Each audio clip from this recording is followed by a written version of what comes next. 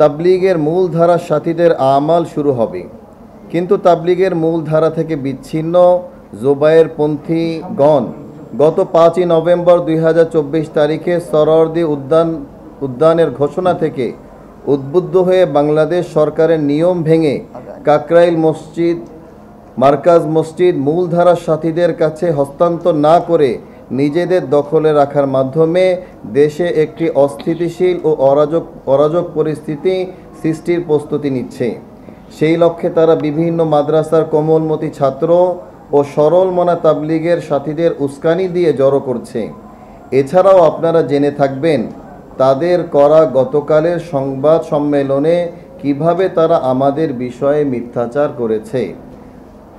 আমরা আপনাদের মাধ্যমে জাতিকে জানাতে চাই, কাকরাইল মার্কাজ একটি ট্রাস্টের অধীনে পরিচালিত হয়ে আসছে, যার নাম বাংলাদেশ তাবলীগ মার্কাজ ট্রাস্ট। মাওলানা জুবায়ের সাহেব স্বাক্ষরিত চিঠিতে স্পষ্ট উল্লেখ আছে যে দিল্লি নিজামুদ্দিন মার্কাজের অনুমতিপ্রাপ্ত বাংলাদেশে ইহাই একমাত্র তবলীগ জামাতের প্রতিষ্ঠান। এতে স্পষ্ট প্রতীয়মান হয় যে এই ট্রাস্ট বিশ্ব মার্কাজ নিজামুদ্দিনের একটি শাখা। অবাক করার বিষয় হলো, ঘোষণা দিয়ে নিজামুদ্দিন বিশ্ব মার্কাজ থেকে যারা নিজেদেরকে আলাদা গ্রুপের বলে পরিচয় দিচ্ছেন, তারা কিছু রাজনৈতিক ওলামার প্রশ্রয় ও সমর্থনে সেই নিজামুদ্দিনের মার্কাজকেই দখলে নিতে চাচ্ছেন। প্রিয় সাংবাদিক ভাইয়েরা, মাওলানা জুবায়েরপন্থীরা কি মিথ্যাচার করছেন তা আপনাদের সামনে কিছুটা তুলে ধরছি। নাম্বার 1, মাওলানা জুবায়ের সাহেব বাংলাদেশ তবলীগ মার্কাজ ট্রাস্টের চেয়ারম্যান। উত্তর, এই বিষয়টি সম্পূর্ণ মিথ্যা। কেন? কারণ তাকে 2013 সাল থেকে মাত্র 2 বছরের জন্য উক্ত ট্রাস্টের চেয়ারম্যান নিযুক্ত করা হয়। এই ভুয়া দাবির জন্য ইতিমধ্যে তাকে উকিল নোটিশও করা হয়েছে। নাম্বার 2, মাওলানা জুবায়ের সাহেব নিজেকে কাকরাইল মার্কাজের ইমাম বলে দাবি করছেন। উত্তর, এর সপক্ষে তিনি কোনো নিয়োগপত্র দেখাতে পারবেন না।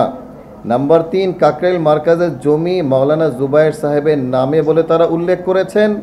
উত্তর, এই বিষয়টিও সম্পূর্ণ মিথ্যা। বাংলাদেশ সরকার এই জমিটি বাংলাদেশ তবলীগ জামাত বাংলাদেশের নামে রেজিস্ট্রি দলিল করে দিয়েছে। নাম্বার 4, মাওলানা জুবায়েরপন্থীরা এই জমির খাজনা ইত্যাদি দিয়ে আসছেন বলে তারা দাবি করেছেন। উত্তর, কথাটি সম্পূর্ণ মিথ্যা এবং বানোয়াট। সর্বশেষ খাজানা পর্যন্ত আমাদের নিজামুদ্দিনের অনুসারী সাথীরাই পরিশোধ করে আসছেন। যে দাবিগুলি আমরা করছি, এর প্রত্যেকটা দাবির সপক্ষে আমাদের কাছে ডকুমেন্টস এবং দলিলাদি আমাদের কাছে রয়েছে। চাইলে আমরা আপনাদের কাছে সেগুলি হস্তান্তর করতে পারবো। প্রিয় সাংবাদিক ভাইয়েরা, আপনাদের মাধ্যমে বাংলাদেশ প্রশাসন এবং দেশের আপামর জনগণকে স্পষ্ট করে আমরা বলতে চাই, কাকরাইল মার্কাজ নিজামুদ্দিনের বাংলাদেশ শাখা। এটির উপর সম্পূর্ণ অধিকার বিশ্ব মার্কাজ নিজামুদ্দিনের।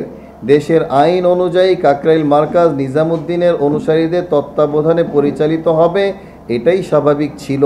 তবুও যদি কেউ আমাদের সম্পদ এবং ন্যায্য অধিকার থেকে বাধা দেওয়ার চেষ্টা করে, সেটা হবে তাদের জন্য অনেক বড় ভুল সিদ্ধান্ত। এমনটা করার চেষ্টা করলে বাংলাদেশ থেকে আমাদের লক্ষ লক্ষ সাথী এক ডাকেই কাকরাইল মার্কাজে উপস্থিত হবেন। সেই বাঁধ ভাঙা স্রোত ঠেকানোর মতো কোনো শক্তি আশা করি থাকবে না।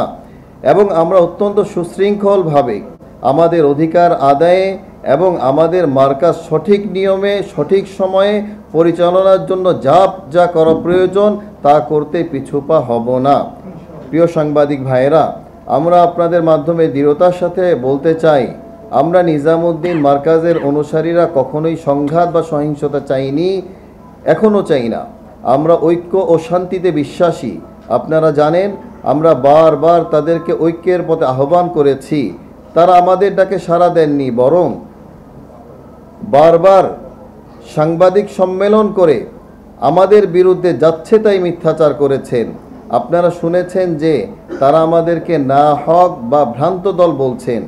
আমরা তাদেরকে স্মরণ করিয়ে দিতে চাই যে বিশ্ব বরেণ্য ওলামায়ে কেরাম আজ যখন ঐক্যের আহ্বান দিয়ে তাবলিগের উভয় পক্ষকে হক বা সঠিক দল বলছেন, সমানভাবে উভয় পক্ষকে কাজ করার স্বাধীনতা দিতে বলছেন, সেখানে আপনারা গুটি কয়েক আলেম বিশ্ববরেণ্য ওলামায়ে কেরামের মতামতকে কিভাবে উপেক্ষা করতে পারেন?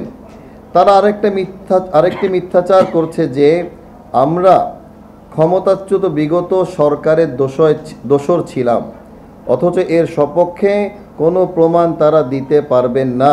উপরন্তু জুলাই বিপ্লবের সময় কারা বিগত স্বরাষ্ট্রমন্ত্রীর আমন্ত্রণে তার কক্ষে সেই বিপ্লব থামিয়ে দিতে প্রতিজ্ঞা করেছিল তা জাতির সামনে স্পষ্ট।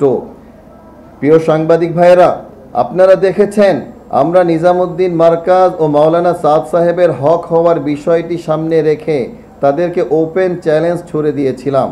তারা আমাদের সেই চ্যালেঞ্জকে গ্রহণ করার হিম্মত আজ অবধি দেখাতে পারেনি, কারণ তারা ভালোভাবেই জানেন বিশ্ববরেণ্য আলেম মাওলানা আরশাদ মাদানী দামাত বারাকাতুহুম এবং মুফতি তকি উসমানী দামাত বারাকাতুহুম উনাদের মতামতের বাইরে কোনো যুক্তি তারা দাঁড় করাতে পারবেন না।